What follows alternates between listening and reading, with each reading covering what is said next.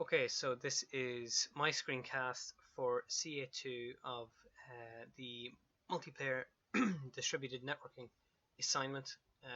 This is the Chicken League football game that myself and Paddy have been working on. So for this, I'm going to give an overview of the client and the server. I think Paddy's going to jump into them as well. I'm going to try and be as detailed as possible on what we're doing with it. Then I'm going to discuss the structures and compression used for state synchronization of the ball and the players, as well as game state synchronization for ball and players. Paddy's going to discuss game state synchronization and compression for the scores being passed over, and he's also going to talk about persistence. I'm not going to talk about that. He was working on those. I'm also going to run through an estimation of the bandwidth requirements. Now, we didn't get the actual the speed of DKIT's network, but I've created a calculation that you should be able to just plug in any network speed and it should work. I've used my home network speed as its reference point.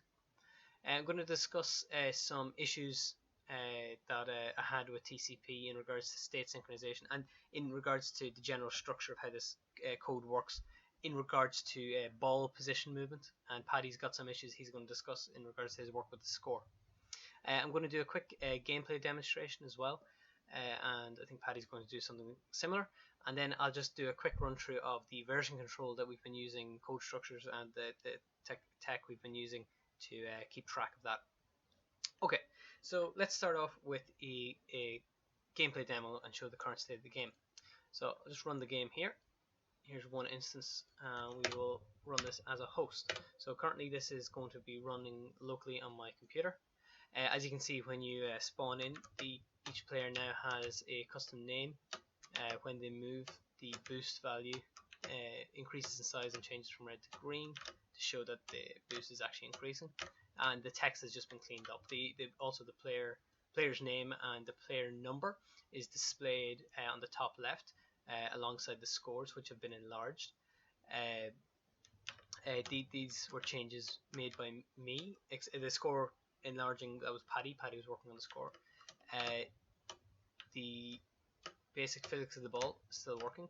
There's still some issues where the player can stand on the ball and it kind of it's the equivalent of like a handball and carry the ball with them due to the boost. But it is working.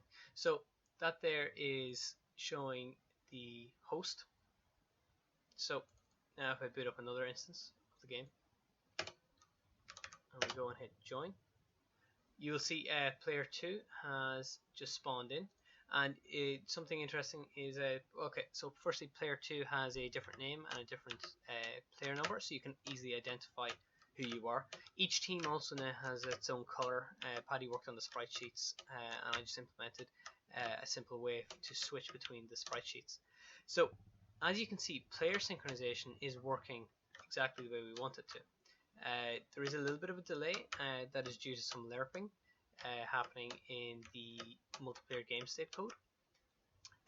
The ball state synchronization is not working, and this is due to some serious issues that occur due to the fact that the physics calculation has been calculated on a client side.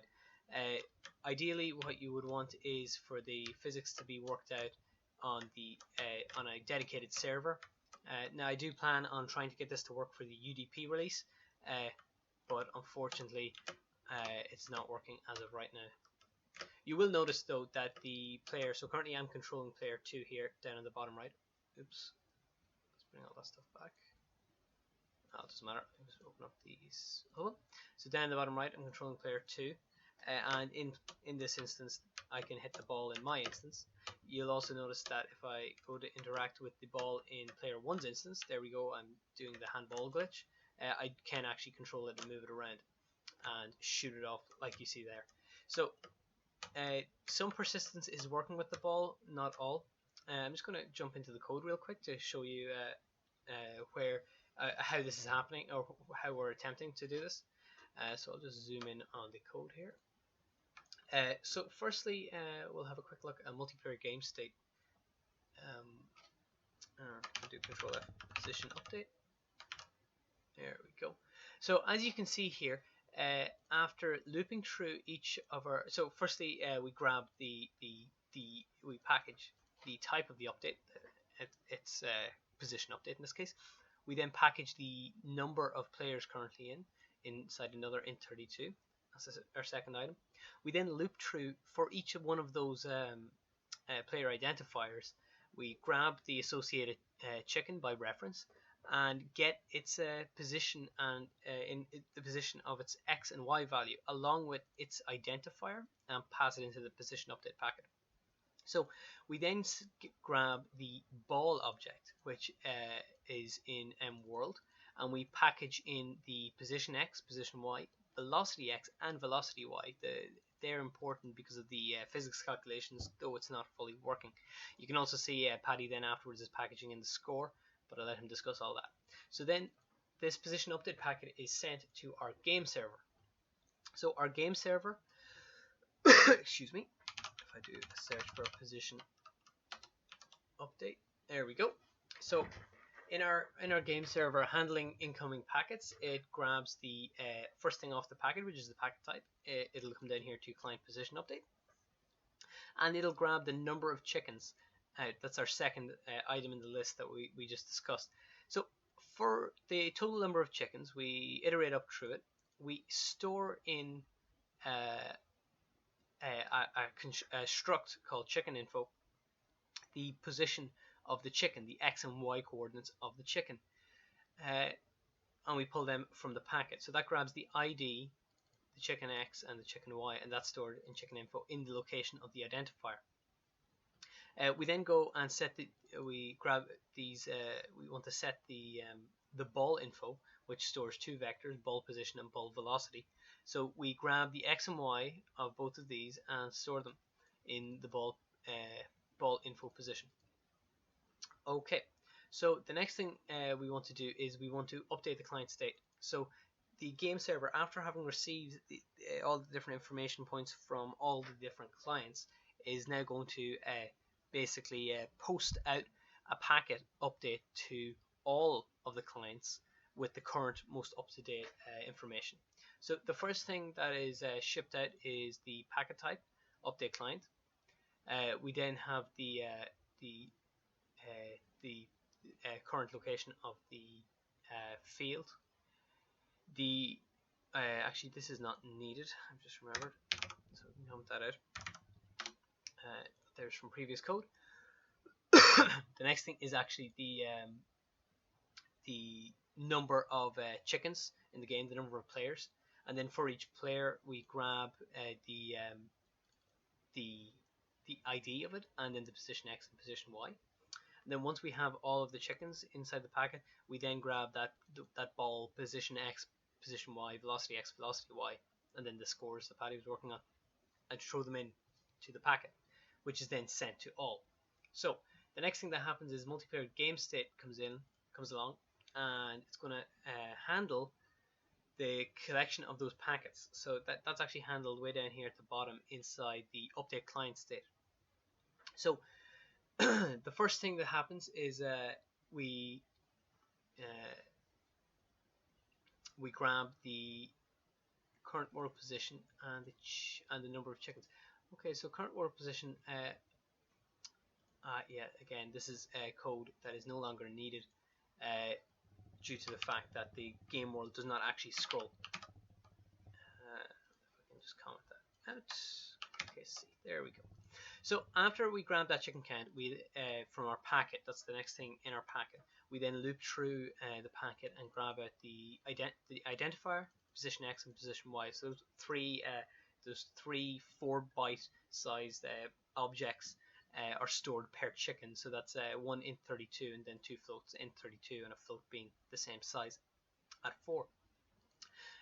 The next thing that's happening is it checks, is the chicken part of this instance of the game, so this client, and if it's not part of this, the position is updated. Because if the chicken is part of this, then it's controlled by the player. You don't want to update it, it's going to get messy.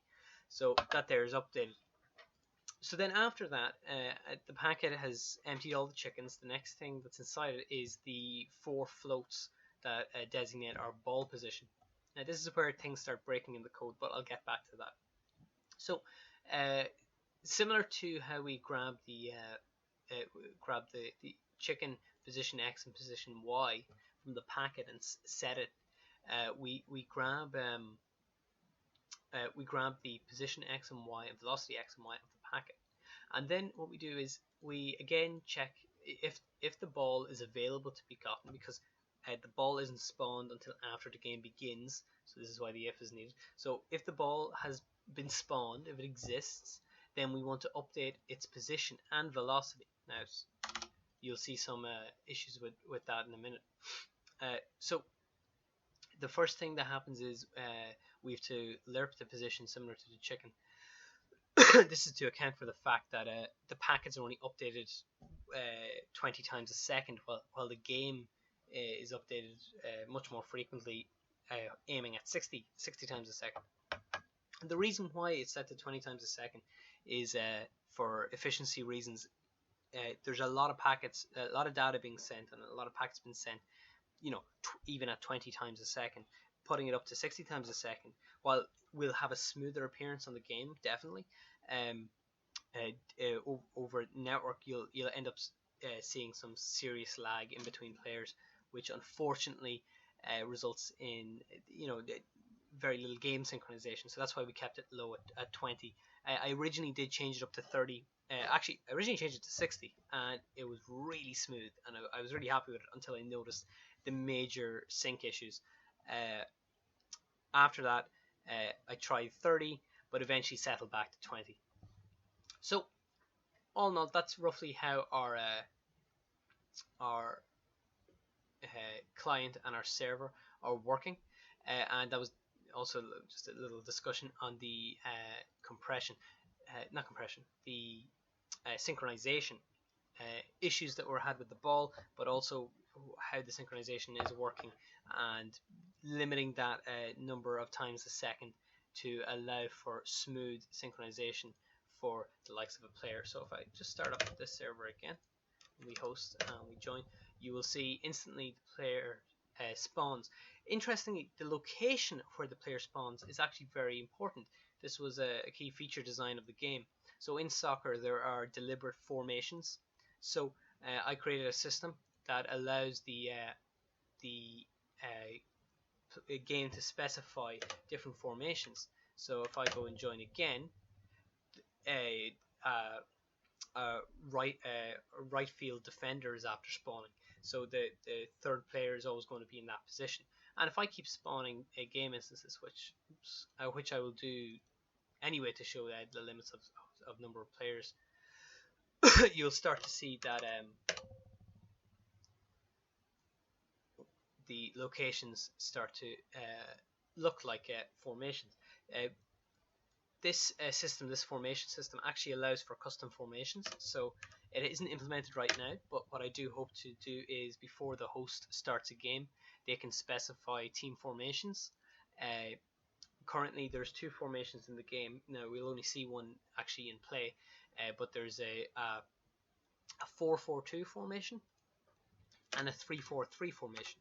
So the 4-4-2 formation is in the game, and that is 4 attackers, 4 midfielders, 2 defenders. The descriptions don't actually include the location of the goalkeeper. You'll also see unique names. These names, you can thank Paddy for the actual names, such as Chikorito, Chikorino, Aiden McGobble. These are pun names, as you can guess, based on real-life soccer players. So there's another defender in for us. So I could keep going, but the main thing to see here, as you can see in almost all the instances I have open, I'm going to just try and position all the instances in a way that we can see this happening. Oh, there's one of them lost connection. But if I move this guy across those other instances, you can see they're all moving. There's a slight delay in between, but that's just the lerp letting it catch up. And this works in any of the games. So you can see now, here's another player. Aidan McGowan kicking the ball, and heading into some of the other players. So we've actually tested this game up to 22 players, 11 aside. Just closing out all these, as you can see, a message pops up saying a player has received a red card and has left the pitch, which is a nice thing that Paddy has added in. So we tested this up to 22 players, and the player sync works very well. Now, on the one computer here, I start to hit some slowdown. I need to test it out over multiple computers to actually see some good improvement on that. But it does work, and our game, the limit of 22, firstly, you'd never have 22 people playing this game. It would probably be more relevant to probably resize the teams to be, say, 8 versus 8 or maybe 7 versus 7, just because of the nature of the football pitch being very small. But if you wanted to be accurate to the real game, 11v11 is possible. Now, in regards to that topic, we've done some calculations. As I said, I didn't get a chance to get access to the speeds of the excuse me, of the DKT network. But if I just do a speed test here on my local network, let's close out some of these tabs. Speed test, run speed test. Now it won't be exactly, but when I did this earlier, I got 71.5 down, 16.5 up. Now, as with most speed tests, you'll get differences each time you run it. So let's just see what happens this time around.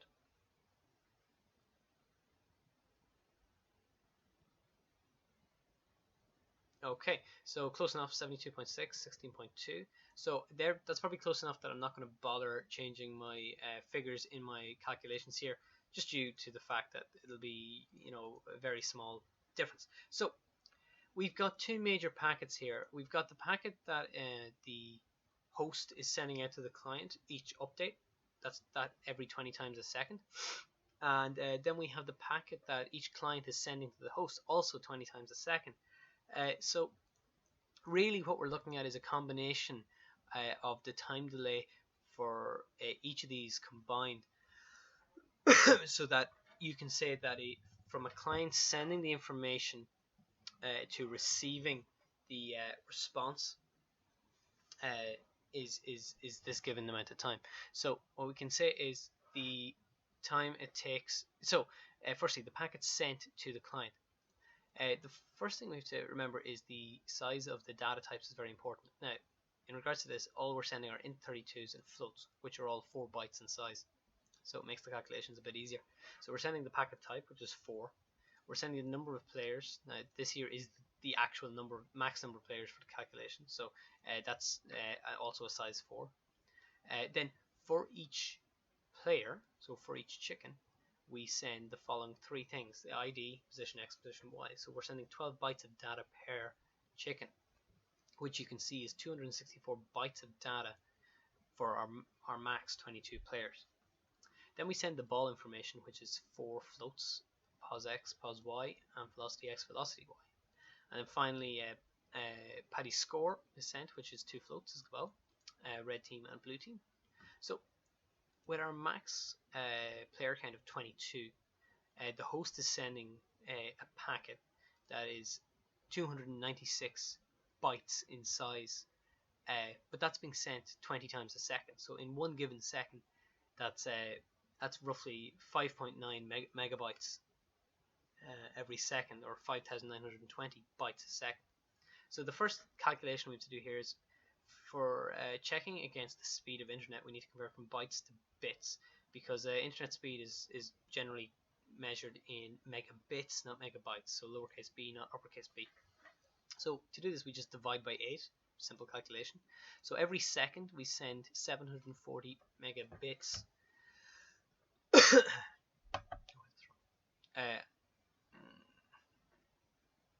Actually, no, this calculation is incorrect. I just realized that it's multiplied by 8, because there's 8 bits in a byte. There we go, that makes more sense. And then I have this calculation incorrect as well, I think. Oh yeah, because I multiplied by that. So bytes to bits says 47,000 bits a sec.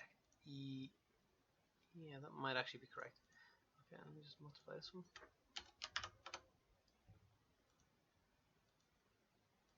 Yeah, that's it. That looks about right.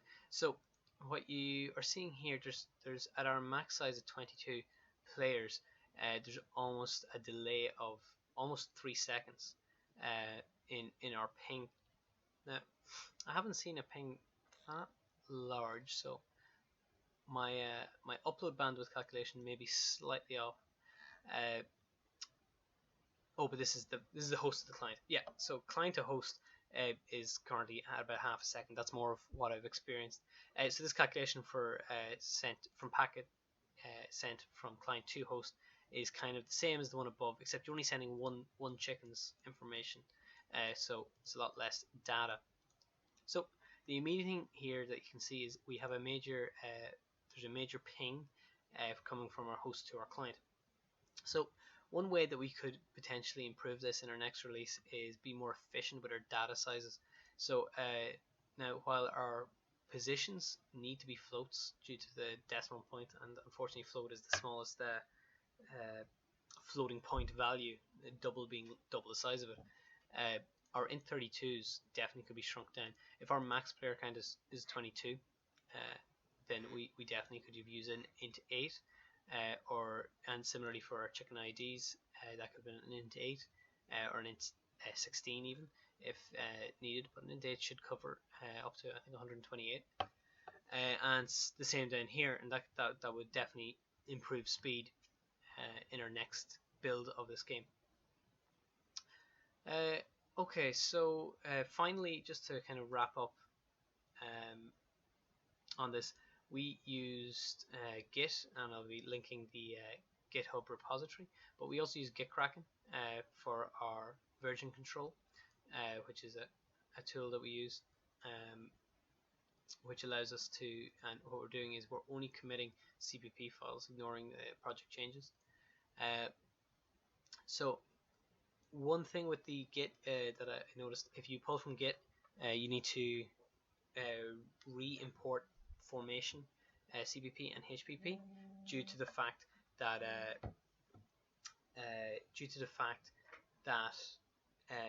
the project information isn't updated every time we push to Git, which is a bit weird. Other than that, the code on Git is working, and packaged in this upload is a fully working release demoing the code we have there.